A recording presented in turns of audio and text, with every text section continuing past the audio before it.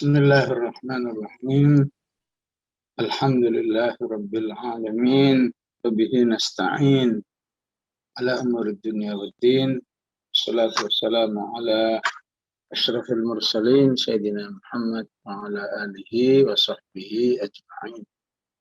Alhamdulillah, di sore yang barakah ini kita masih bersedia untuk mengkaji Al-Quran yang harapan kita semua insya Allah bertambah iman, bertambah hidayah yang digambarkan dalam firman-Nya walladzina tadaw zadahum huda wa atahum taqwa. Mereka yang berusaha meraih hidayah Allah, niscaya Allah tambahkan hidayah untuk mereka dan Allah tambahkan ketakwaan kepada mereka. Sore hari ini insya Allah kita membahas surat Al-Kafirun. Ya. Tentu penamaan suatu surat itu tauqifi, ya, given dari Allah Subhanahu wa taala, tidak ada campur tangan Rasulullah Shallallahu alaihi wasallam, apalagi para sahabat, apalagi para tabi'in. Dalam banyak salatnya Rasulullah Shallallahu alaihi wasallam selalu memadukan dua surat ini, Al-Kafirun dan Al-Ikhlas. Salat qabliyah subuh, rakaat al-fajr, Al-Kafirun, Al-Ikhlas. Salat sunnat at-tawaf, Al-Kafirun, Al-Ikhlas. Salat witir, Al-Kafirun, Al-Ikhlas. Dan banyak salat-salat sunnah yang lain selalu Al-Kafirun, Al-Ikhlas. Maka pengamalan Rasulullah Sallallahu Alaihi Wasallam dengan perhatian yang sangat besar ini pasti menunjukkan adanya satu pesan tersendiri. Kalau cuma alasan pendek, ya, Rasulullah di surat-surat lain panjang, ya. Ataupun kalau pendek, Al-Kafirun memang pendek, tapi sering tertukar-tukar, ya. Tentu tujuan utamanya adalah untuk sebuah pesan keimanan dan ketarbiyahan. Ya. Rasulullah melakukannya untuk sebuah tarbiyah imaniyah, bahkan tidak mustahil, bahkan juga tarbiyah da'wiyah, binaan agar orang-orang beriman betul-betul di dalam dakwahnya selalu teguh, sabar, tidak mudah tergoda oleh ajakan orang-orang kafir. Salah satu pesan-pesan tarbiyah atau pesan-pesan keimanan adalah membangun keimanan yang disebut dengan al-bara, ya, dari surat Al-Kafirun, yaitu anti loyalitas, ya. Dari Al-Ikhlas membangun loyalitas, disebut dengan al-wala. Jadi kehidupan orang beriman, terlebih mereka yang aktif dalam dakwah, ya, sungguh sangat tertuntut untuk selalu menjaga al-bara dan al-wala. Banyak ayat yang menggambarkan pentingnya akidah seperti ini. Ya. Saat kita membaca ayat kursi, selalu setelah itu membaca la ikraha fid din. Ya. Qad tabayyana ar-rusydu minal ghayyi. Ya. Dan kita mengatakan faman yakfur bit-taghuti, itu al-bara. Siapa yang kufur dengan semua yang menuju yang mengantarkan kepada kemusyrikan, ya, wa yu'min billah, beriman kepada Allah, itu wala. Nah, itu gambaran per ayatnya. Bahkan begitu pentingnya al-bara dan al-wala ini, ya. Dan gambaran per suratnya. Surat Al-Kafirun lambangnya al-bara, sedangkan al-ikhlas al-wala.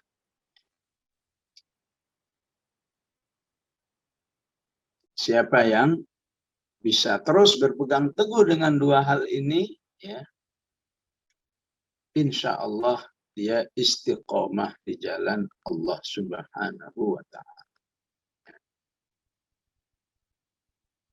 Jemaah rahimakumullah, ketika manusia itu memperjuangkan agama Allah, maka saat itu juga sesungguhnya Allah terlibat ingin memenangkan, ya, perjuangan itu. Ya ayyuhalladzina amanu in tansurullaha yansurkum. Wahai orang-orang beriman, ya, jika kalian memperjuangkan menolong agama Allah, niscaya Allah akan menolong kalian. Yansurkumullahu fala ghaliba lakum. Jika Allah sudah menolong kalian, maka tidak ada yang bisa mengalahkan kalian. Namun dalam prosesnya, ya, orang-orang beriman yang berjuang, ya, memperjuangkan agama Allah itu, ya, diberikan oleh Allah kemenangan sedikit demi sedikit. Nggak langsung, ya, kokoh berkuasa dan lain sebagainya. Kemenangan sedikit demi sedikit.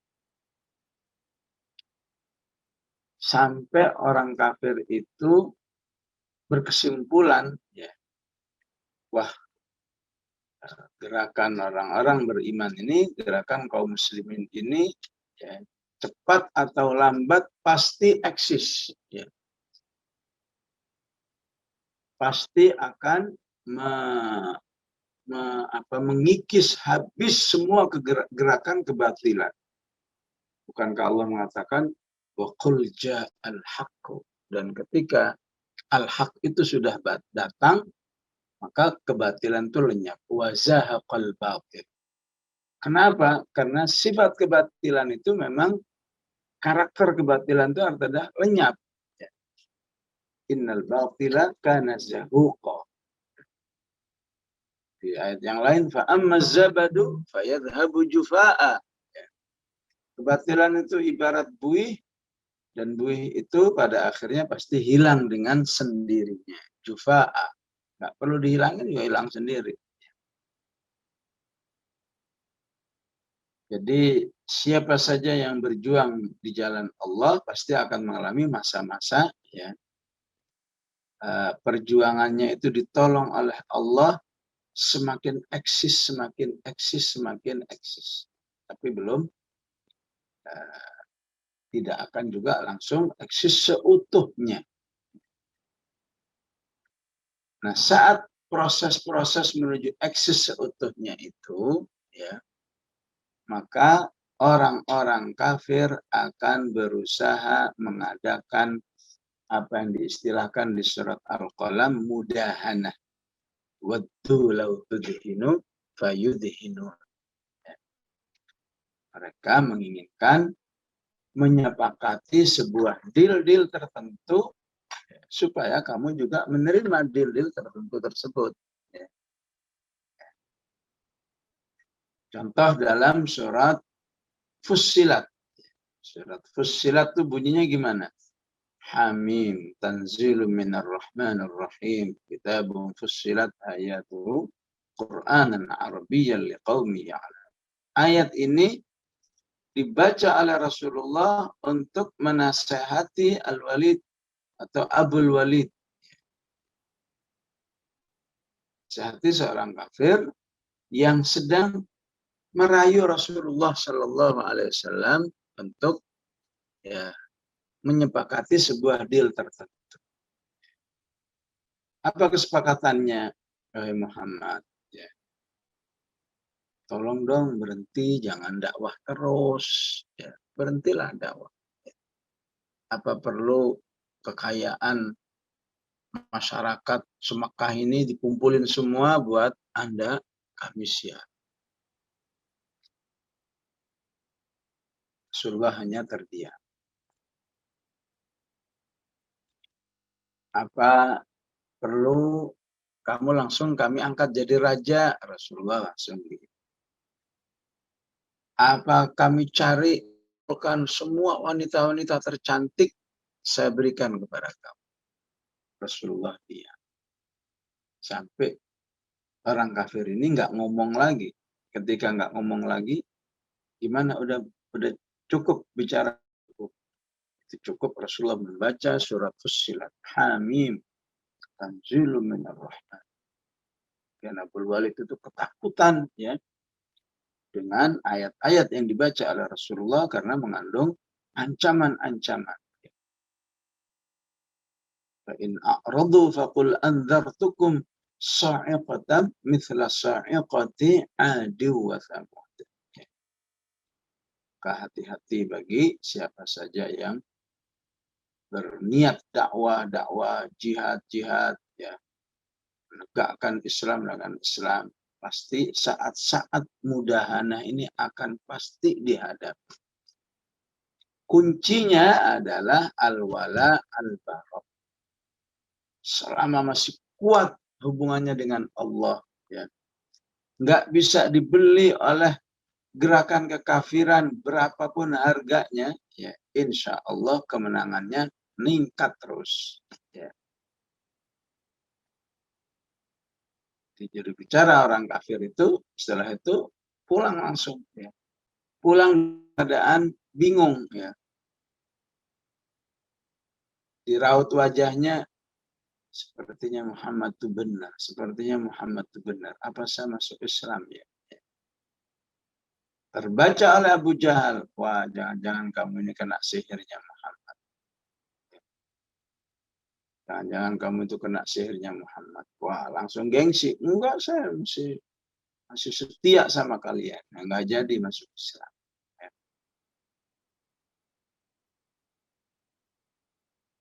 Itu juga yang terjadi dalam turunnya surat Al-Kafirun. Karena adanya mudahan. Jadi mudahana itu ya kalau istilah sekarang kesepakatan deal-deal tertentu, awas ini ya. Wala dan barok kalau nggak kuat ya bisa saja ya Allah tidak menolong hamba-hambanya ya. Sepakati deal-deal tertentu yang tidak mustahil tanpa disadari terbungkus oleh seakan-akan ini akan menguatkan dakwah, ini akan menguntungkan dakwah ya. Padahal di balik itu menghancurkan. Karena itu butuh pembinaan terus-menerus supaya basirahnya, mata hatinya tajam ya. Mana deal sebuah deal yang bermakna mudahana ya. Mudahana itu berarti ngejual ya. Agama, ngejual dakwah, menjual fikrah ya. Mana yang sebenarnya fiqh dakwah ini beda-beda tipis ya. Siapa yang betul-betul berusaha ya menjaga keimanannya dengan baik, insya Allah dijaga oleh Allah, nggak salah pilih antara fiqh dakwah dan mudahana. Turunnya Al-Kafirun ini karena sebuah peristiwa proses mudahana ya. Sekelompok orang kafir datang kepada Rasulullah. Dan Muhammad, nampaknya kamu ini dan sahabat-sahabatmu kuat banget ya. Udah sebagian disiksa, sebagian harus melarikan diri ke Ethiopia, segala upaya untuk menghentikan gerakanmu ini ya ya, kami gagal terus. Ya. Yang ada ya pendukungnya terus bertambah, ya. Kekuatan dananya terus bertambah, ya. Soliditas semakin baik, ya. Bagaimana ini untuk bisa kita berdamai aja, ya, ya. Gimana? Kami tidak akan mengganggu kalian, ya, ya. Kalau saja kami punya usul begini, ya, ya, ya udahlah. Ya. Agamamu itu kami akui benar, ya, dan kalian juga harus mengakui kebenaran agama kami. Teknisnya katanya, teknisnya ya, kita gantian aja ibadahnya. Ya. Sehari kamu beribadah menyembah apa yang kami sembah, ya, sehari ya, kalian ya, kami menyembah apa yang kalian sembah. Gantian, kita gantian melaksanakan ajaran agama kita masing-masing. Sepertinya ini bisa jadi dipahami sebagai strategi. Oh, ini strategi, ya. Ya nggak apa-apalah sementara 2-3 kali. Tapi Allah menjelaskan di ayat ini nggak bisa. Kalau sudah akidah nggak ada strategi-strategian. Tegas. Ya.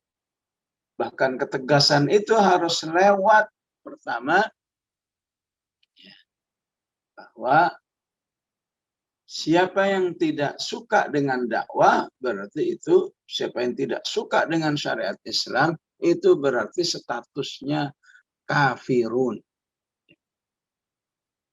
Walaupun casingnya muslim, ya, tapi kalau dia menunjukkan terus kebencian terhadap Islam, tetap Allah menyebut dengan kafirun. Alias orang munafik itu Allah mengistilahkan kafirun.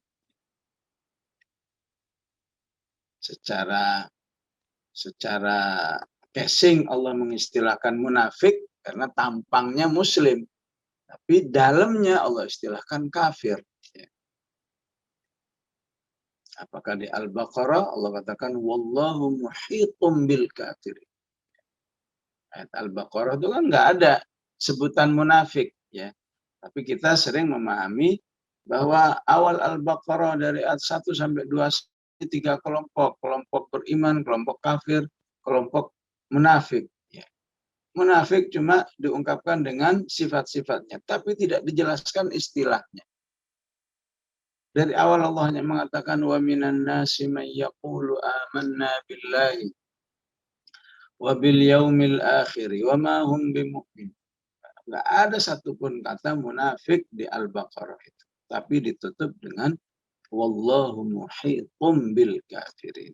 Allah Maha tahu sedetail-detailnya tentang kehidupan orang kafir. Di Ali Imran juga orang munafik disebut kafir. Ya ayyuhalladzina amanu la takunu kalladzina kafaru. Orang-orang beriman, janganlah kamu menjadi seperti orang kafir. Maksudnya orang-orang munafik. Jadi ketika sudah ada istilah yang jelas, maka itu harus bisa membuat barok yang jelas juga. Nahnu muslimun wa antum kafirun. Itu makna-makna baroknya yang ringkas-ringkasnya dalam hal istilah. Oleh karena itu dari sejak dulu mereka nggak suka disebut kafirun. Dari sejak dulu. Oh, nggak usah mengistilahkan kami begitulah. Ya.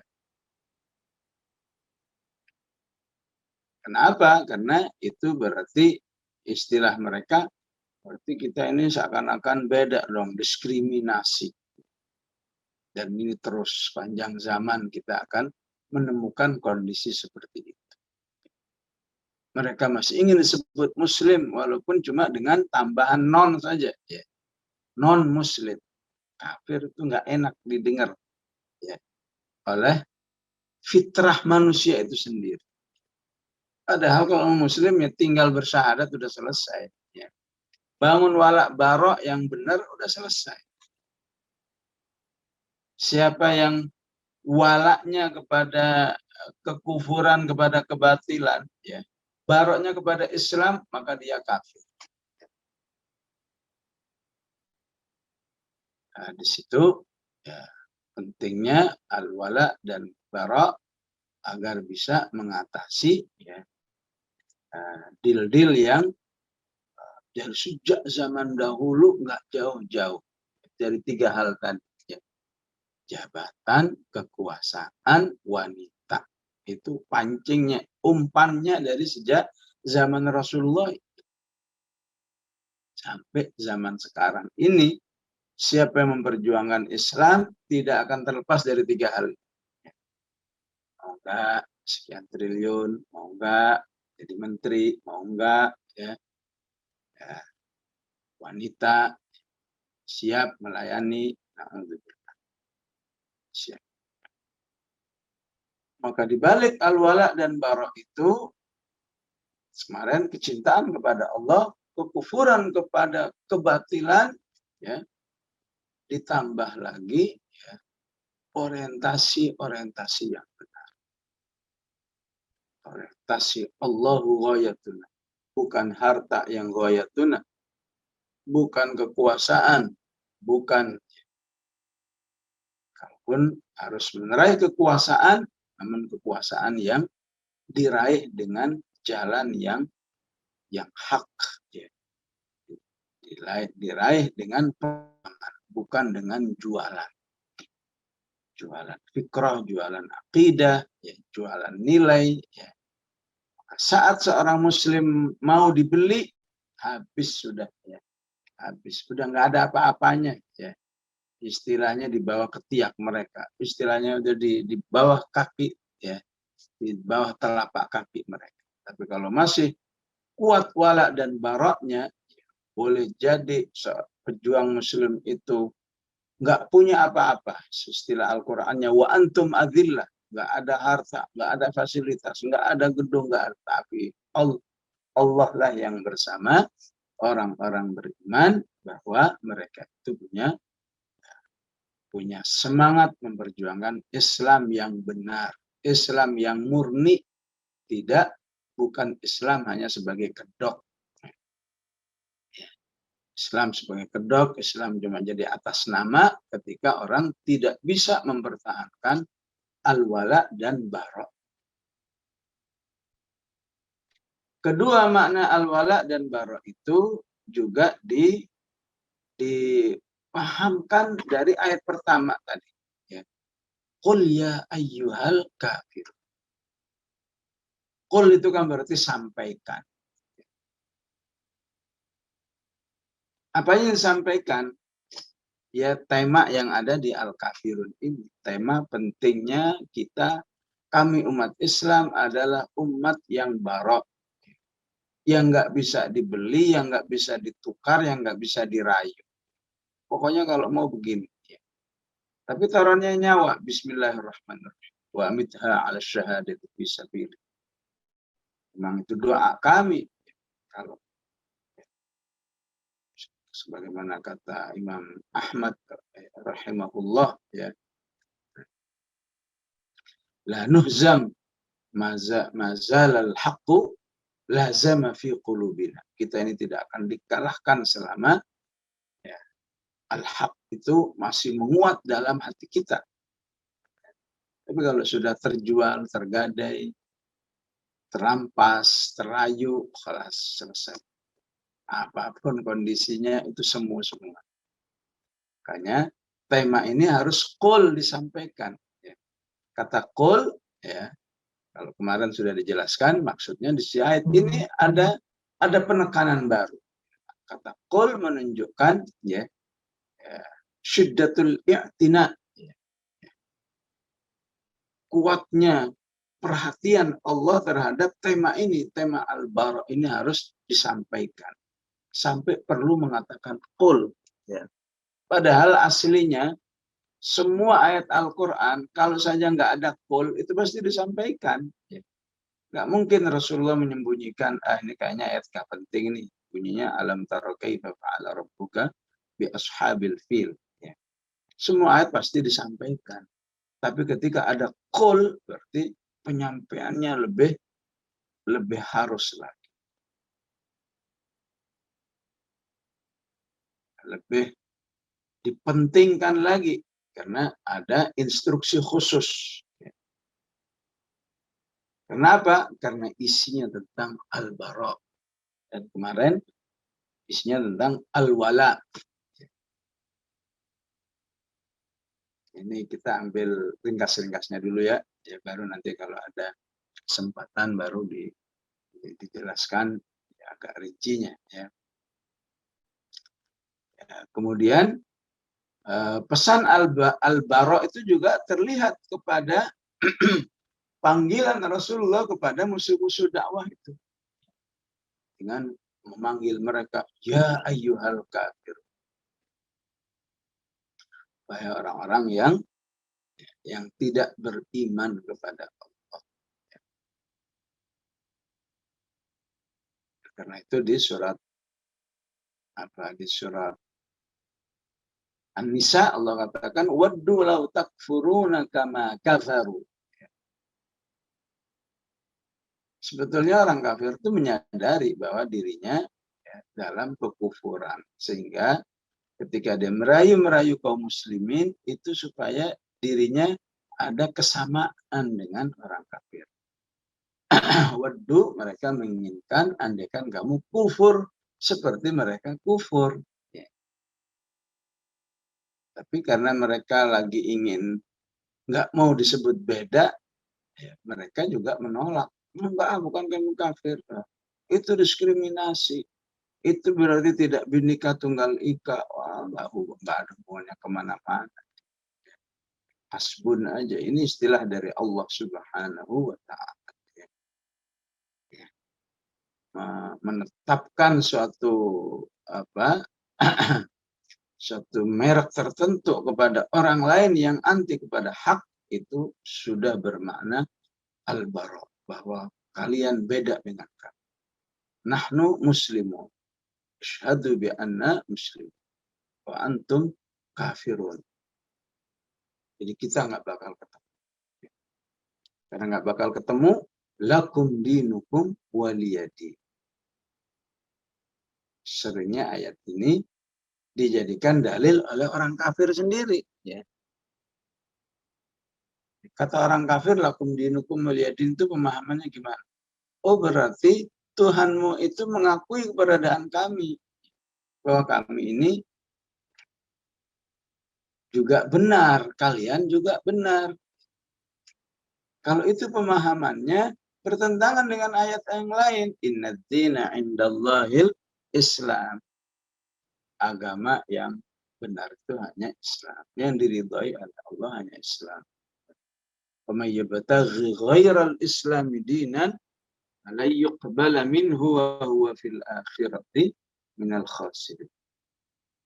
Menginginkan Islam selain Islam sebagai pedoman hidupnya, undang-undang aturan hidupnya ditolak. Jadi kalau lakum dinukum pemahamannya, berarti Islam itu mengakui bahwa yang lain itu benar juga. Jangan merasa kamu doang yang benar. Itu pemahaman yang salah, ya, bertentangan dengan inna dina Islam. Wa may yabtaghi ghairal islami dinan fala yuqbala minhu wa huwa fil akhirati minal khasirin. Bertentangan dengan ayat rubama yawaddul ladzina kafaru law kanu muslimin. Hanya nanti di akhirat manusia itu baru mengakui kebenaran kaum muslimin, sehingga mereka berharap kalau saja dulu kami jadi kaum muslimin. Ya. Sekarang ya mereka ingin diakui juga ya, oleh kaum muslimin, tapi kaum muslimin nggak bisa. Kenapa? Karena ada prinsip al-bara. Nggak sesuai dengan Allah, nggak diridhai oleh Allah, kami tidak bisa mengakui, tidak bisa menerima, tidak bisa kerjasama dalam hal akidah, ya. Dalam hal kemanusiaan sosial, ya harus. Mana hadis yang kan tetangga itu ada 3 tetangga kafir cuma punya 1 hak, ya, kemanusiaan. Dia manusia harus dihormati. Kalau butuh bantuan, kamu bantu. Ada tetangga muslim punya 2 hak, hak keislaman dan hak bertetangga. Ada tetangga kerabat, ya. Tetangga adiknya sendiri, kakaknya sendiri. Bertetangga dengan sepupunya, maka punya 3 hak. Hak bertetangga, hak keislamannya, hak kekerabatan. Seperti itu Islam ketika mengatur, ya, apa yang disebut dengan fiqhul ijtima', fikih sosial. Cukuplah manusia itu disebut manusia, itu sudah diharuskan oleh Islam, hormati dia, jaga hak-haknya. Tapi kalau sudah berbicara tentang akidah, bagaimana manusia itu seharusnya berhubungan dengan Allah, maka di sini mohon maaf, lakum dinukum waliyadin. Di pemahamannya bukan, istilahnya bukan pengakuan, bukan ikrar, ya. Tapi apa, ya? Salah satunya lakum dinukum itu muwadaah, ya. Pemahamannya muwadaah. Muwadaah itu apa, ya? Maksudnya sebuah, ya, keputusan yang mutlak bahwa kita tidak mungkin kerjasama dalam hal akidah. Permintaanmu, tawaranmu itu bagi kami mustahil, ya. Apapun yang terjadi, walaupun harus nyawa yang melayang, kalau kerjasamanya seperti itu, kami tidak akan bisa menerima. Karena di kami ada barok. Satu bentuknya muwadah.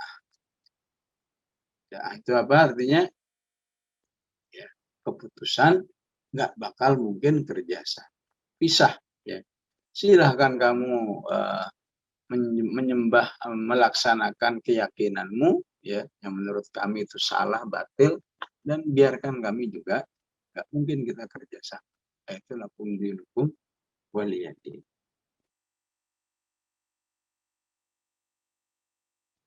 Yang kedua, para ulama mengatakan lakum dinukum waliyadin itu selain mengingatkan, itu bukan pengakuan kebenaran, tapi pengakuan keberadaan. Tolong bedain, ya. Bukan pengakuan kebenaran, tapi pengakuan keberadaan. Kalau kamu mau begitu, ya silahkan. Karena di agama kami ada prinsip la ikraha fiddin, ya. Tidak boleh memaksa orang lain meyakini satu keyakinan. Tapi ketika nanti suatu saat kaum muslimin berkuasa, kalian harus tetap ikut aturan kami. Agama silahkan, mau Yahudi terus silahkan, mau Nasrani terus. Tapi kalian harus, ya, mengikuti kami. Sebagaimana sekarang kaum muslimin harus mengikuti sistem lain, ya. Walaupun secara agama beda, tapi dalam kehidupan bernegara kita harus mengikuti sistem lain. Kita pun mau nggak mau harus mengikuti, karena belum saatnya bisa, ya, jalankan, memimpin umat sesuai dengan Al-Quran yang menjelaskan bagaimana seharusnya memimpin. Ya. Nah, itulah makna-makna bara yang ada di dalam surat, ya, Al-Kafirun. Ya. Namanya dari perintahnya qul, ya, dari panggilannya ya ayyuhal kafirun, dan terakhir dari pernyataan tegasnya lakum dinukum waliyadin. Maka kalau kaum muslimin punya barok seperti ini, ya, insya Allah cepat atau lambat, ya, akan menghadapi kondisi seperti ayat setelahnya. Ya. Ayat setelahnya apa? An-Nasr. Idza jaa nasrullahi wal fath. Benar-benar Allah akan memberikan kemenangan, ya, kemenangan yang sampai membuat umat Islam memimpin dunia ini. Memimpin dunia. Wal fath. Karena tabiat Islam itu memimpin. Kalau masih dipimpin, dia akan terus berjuang sampai memimpin. Kenapa? Karena kalau kaum muslimin dipimpin, udah terbukti sepanjang zaman. Adanya disakitin melulu. Wah, disakitin apa aja. Dari hak-haknya sampai ya, fisiknya. Karena itu ajaran Islam mengantarkan kaum muslimin harus memimpin. Ya. Karena kalau kalian memimpin, insya Allah umat manusia itu merasakan sebuah prinsip Islam, wa ma arsalnaka illa rahmatan lil alamin. Bahkan dalam sejarah, jangankan manusia, sampai burung-burung pun kalau Islam berkuasa itu diperhatikan. Di Turki itu ada kebiasaan tahunan di mana ada sekian banyak pendaki naik ke gunung, ya, hanya untuk memberi di musim dingin, musim salju biasanya, ya, naik ke atas gunung. Tujuannya apa? Hanya memberi makan burung-burung yang ada di sana. Burung-burung yang sedang kedinginan, nggak bisa terbang, kasih makan. Itu dulu kebiasaan yang sudah mulai dilakukan oleh Khalifah yang kelima, Umar bin Abdul Aziz. Karena dia tahu di gunung sana, ya, saat musim dingin, banyak burung-burung yang kekurangan makanan, diperintahkan pasukannya berangkat. Kenapa ya Amirul Mukminin segala burung diperhatikan? Biar manusia tahu bahwa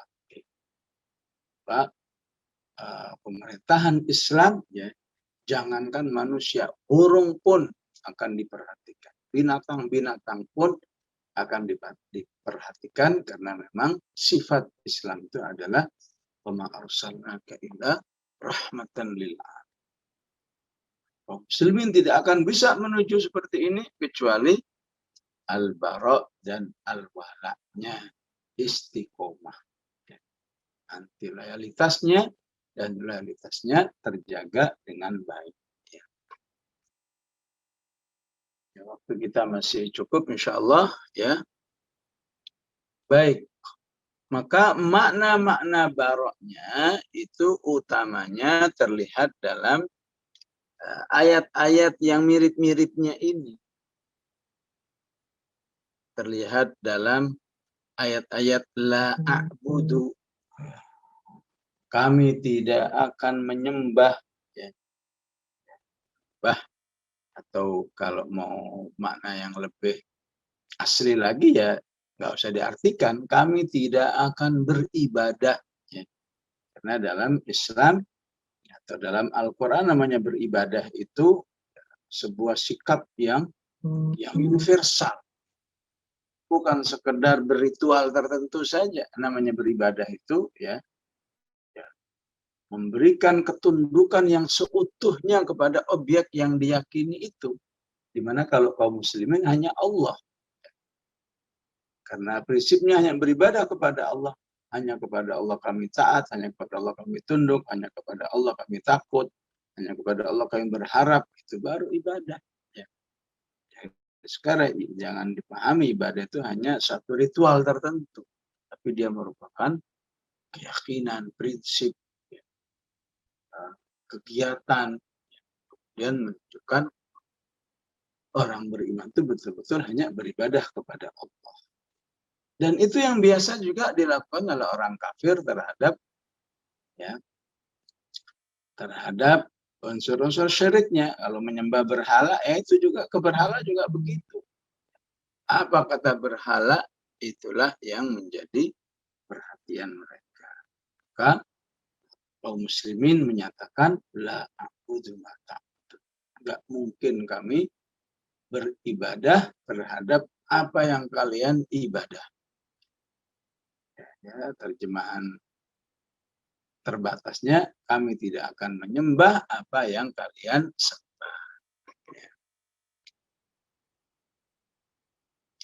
Kedua, dengan mengatakan wala antum abiduna a'bud. Kalian pun tidak akan menyembah ya apa yang aku sembah. Ya. La a'budu ta'budun wala antum abiduna ma'abud. Ya. Diulang lagi, wala an abidum ma'abadtum. Dan aku pun tidak akan beribadah terhadap apa yang kalian ibadahi. Wala ana abidum ma'abadtum. Wala antum abiduna ma'abud. Dan kalian juga tidak akan menyembah apa yang kami ibadah.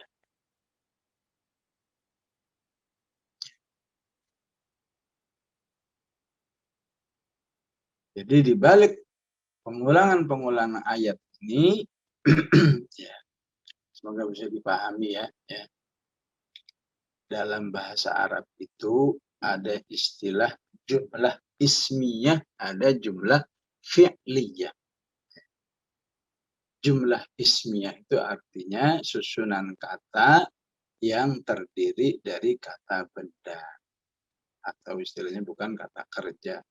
Kalau jumlah fi'liyah menunjukkan susunan kata yang terdiri dari kata kerja. Ya, kalau dalam bahasa Arab kursus misalnya, Muhammadun yaktubu, Muhammad sedang menulis. Ya. Atau Muhammad akan menulis. Karena ini jumlah ya, fi'liyah. Ya. Atau lebih tepat lagi dibalik, yaktubu Muhammadun, Muhammad sedang menulis, ataupun Muhammad sedang menulis. Tapi kalau saya mengatakan dengan jumlah ismiyah, ya, artinya Muhammadun katibun, Muhammad itu penulis. Ya. Mana yang lebih memberi makna permanen? Tentu Muhammadun katibun. Muhammad itu seorang penulis. Kapanpun dia menulis. Tapi ya, kalau yaktubu Muhammadun, ya, Muhammad sedang menulis, ya mungkin saat itu saja. Kalau akan menulis, ya mungkin ya saat itu juga. Besok belum tentu menulis. Katibun nulis melulu ya. Orang yang banyak karya tulisnya biasanya disebut dengan katib. Kenapa? Ya karena itu bertahun-tahun ya. Sebetulnya seorang punya 15 karya tulis. Wah, itu pasti ya telah menghabiskan sekian banyak waktu dan usianya untuk menulis, sehingga disebut katibun. Kalau cuma menulis satu tulisan saja, ya cocoknya ya tubuh Muhammadun, itu sedang menulis. Jadi istilahnya jamaah rahimakumullah, ya, semoga ini bisa dipahami karena ini memang agak pendekatan bahasa ya. Jumlah ismiyah menunjukkan makna yang permanen, jumlah fi'liyah hanya menunjukkan kejadian sesaat. Ya, lihatlah perbedaan-perbedaan baroknya kaum muslimin terhadap orang kafir dan baroknya orang kafir terhadap kaum muslim. Maka ketika Allah mengajarkan kepada Rasulullah, sampaikan barokmu kepada mereka. La a'budu ma ta'budun. Jadi saya tidak akan menyembah, kita pakai terjemahan bebas ya. Saya tidak akan menyembah apa yang kalian sembah. Berarti ini jumlah apa namanya? Jumlah fi'liyah. Fi'liyah itu berarti kejadian sesaat.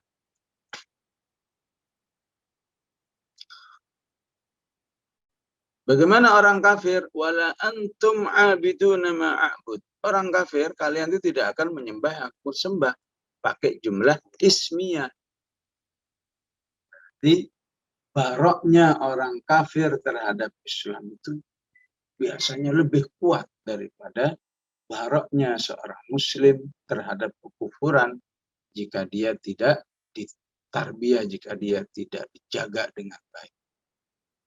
Tapi Allah mengingatkan, kalau kalian nggak menjaga barok kalian terhadap kekufuran, sungguhnya orang kafir itu memiliki barok yang luar biasa terhadap Islam yang kalian yakini.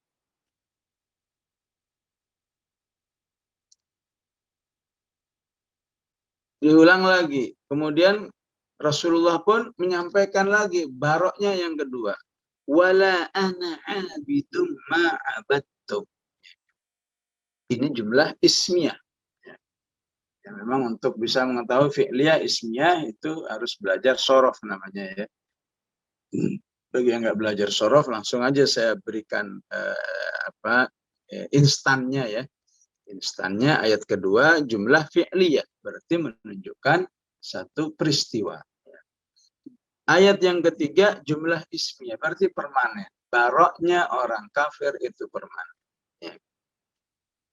Di ayat yang keempat Rasulullah menyampaikan lagi, wala ana abidum ma abadtum. Kami tidak akan menyembah apa yang kalian sembah. Pakai jumlah ismiyah. Permanen. Jadi yang pertama tidak permanen, yang kedua permanen. Baroknya orang kafir diulang lagi. Wala antum abiduna ma'abud. Kalian tidak akan menyembah apa yang kami sembah. Permanennya orang kafir dua kali, ya, jumlah ismiyahnya dua kali, kaum muslimin sekali jumlah ismiyah, sekali jumlah fi'liyah. Itu secara bahasa kaum muslimin jauh lebih kuat baroknya. Kenapa?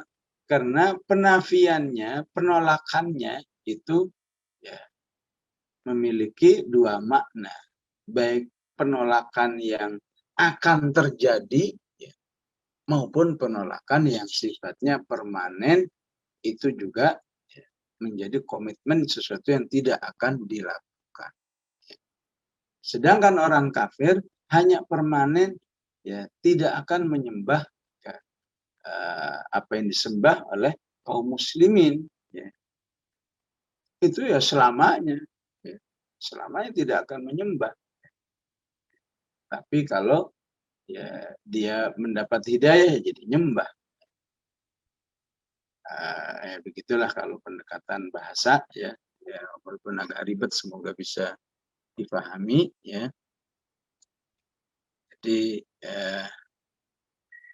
ayat ketiga itu bantahan ya atau penjelasan sikap orang kafir terhadap baroknya seorang muslim yang tidak akan menyembah pada waktu yang akan datang. Sedangkan wala antum abiduna ma'abud ya, di ayat yang ke-5 itu bantahan terhadap sikap kaum muslimin yang menyatakan kami permanen tidak akan menyembah apa yang kalian sembah. Wala ana abidun ma abadtum. Kaum muslimin tekadnya adalah baik permanen maupun tidak permanen tidak akan menyembah kaum orang-orang kafir. Ya. Tapi kaum kafir akan permanen menolak kaum muslimin. Baik jamaah rahmakumullah, inilah yang bisa kita pahami dari surat Al-Kafirun. Ya. Yang kalau diamalkan dengan baik, dari sinilah menghasilkan istiqomah, menghasilkan sabat, menghasilkan ya apa istilahnya, sebagian mengistilahkan dengan tidak selingkuh akidah. Ya. Ya. Selingkuh cinta aja menyakitkan, apalagi selingkuh akidah. Ya. Seharusnya manusia itu fokus menyembah hanya kepada Allah, menjalankan syariat Allah, cuma gara-gara harta, gara-gara wanita, gara-gara jabatan, dia menyimpang. Ya udahlah, tinggalin dulu ini ajaran Allah, ngikut yang lain aja. Na'udzubillah. Baik, aku qouli hadza wa astaghfirullahal azim. Wassalamualaikum warahmatullahi wabarakatuh.